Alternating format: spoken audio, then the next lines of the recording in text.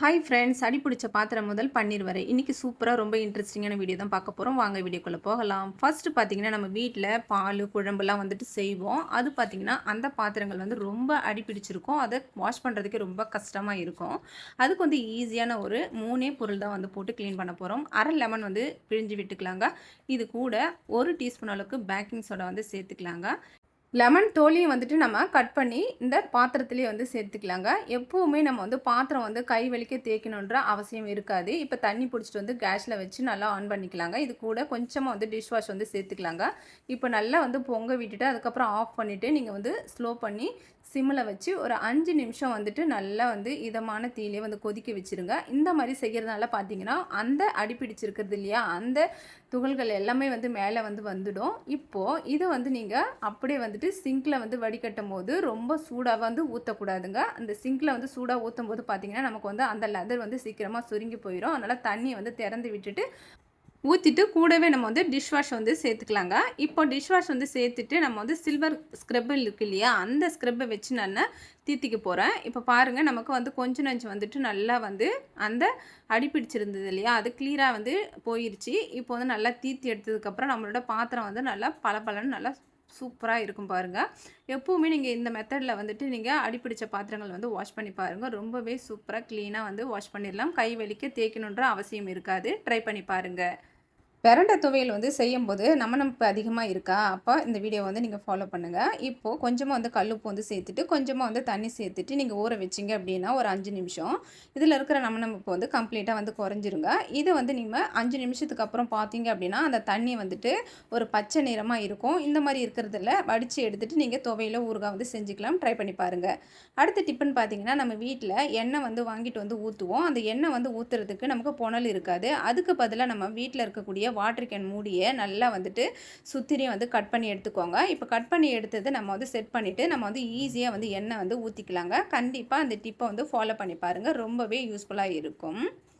அடுத்த டிப்புன்னு பார்த்தீங்கன்னா நம்ம வீட்டில் கொண்டக்கடலை பச்சை பட்டாணிலாம் வந்து ஊற வைப்போம். அதை வந்து சீக்கிரமாக வந்து ஊற வைக்கிறதுக்கு கொஞ்சமாக வந்து நல்லா சுடு தண்ணி சூடு பண்ணிவிட்டு ஊற வச்சிங்க அப்படின்னா சூப்பராக வந்து ஊறிடுங்க. கண்டிப்பாக ட்ரை பண்ணி பாருங்கள். நம்ம எல்லாருக்குமே வந்து ஃபிஷ் ஃப்ரையை வந்து நல்லா டேஸ்டியாக வாசனையாக சாப்பிட்ணுன்னு நினைக்கிறவங்க ஒரு கொத்து கருவேப்பிலை வந்து போட்டுட்டு நீங்கள் ஃபிஷ் ஃப்ரையை வந்து ரெடி பண்ணிங்கன்னா சூப்பராக இருக்கும். ட்ரை பண்ணி பாருங்கள். அடுத்து வந்து நம்ம பால் வந்து சூடு பண்ணிவிட்டு அதாவது கொதிக்க வச்சுருப்போம் ஜூஸ் போடுறதுக்கு. அந்த சூடு வந்து சீக்கிரமாக ஆறணும் அப்படின்னு பார்த்தீங்கன்னா 2 ஐஸ் கியூப் வந்து போட்டுட்டு நீங்கள் வந்து ஒரு 5 நிமிஷம் 10 நிமிஷம் வெயிட் பண்ணிங்க அப்படின்னா சூப்பராக ஜூஸ் போட்டுக்கலாம்.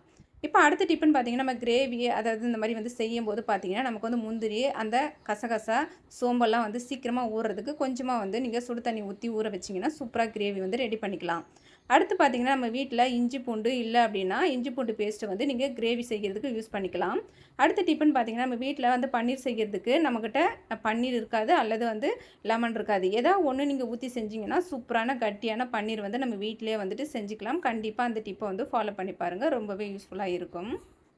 வெயில் காலம் வந்தாலே அது ஒரு வேலையாக இருக்குங்க. நம்ம எப்போவுமே வந்து அதிகமாக வந்து மாவு அரைக்கிறோம் அப்படின்னா அதை வந்து எல்லாத்தையும் ஒட்டுக்கா வந்து உப்பு போட்டு கரைச்சி வைக்காதீங்க. அது கொஞ்சமாக வந்து எடுத்து வச்சுட்டு மீதி மாவு வந்து ஃப்ரிட்ஜில் ஊற்றி ஸ்டோர் பண்ணி நீங்கள் வச்சிங்க அப்படின்னா ஒரு வாரத்துக்கு கூட நீங்கள் வந்து வச்சு ஸ்டோர் பண்ணிக்கலாம். அப்பப்போ மாவு வந்து அரைக்க வேண்டிய வேலை இருக்காது. மாவுமே வந்து புளிச்சு வராமல் ஈஸியாக வந்து யூஸ் பண்ணிக்கலாம். கண்டிப்பாக ஃபாலோ பண்ணுங்கள்.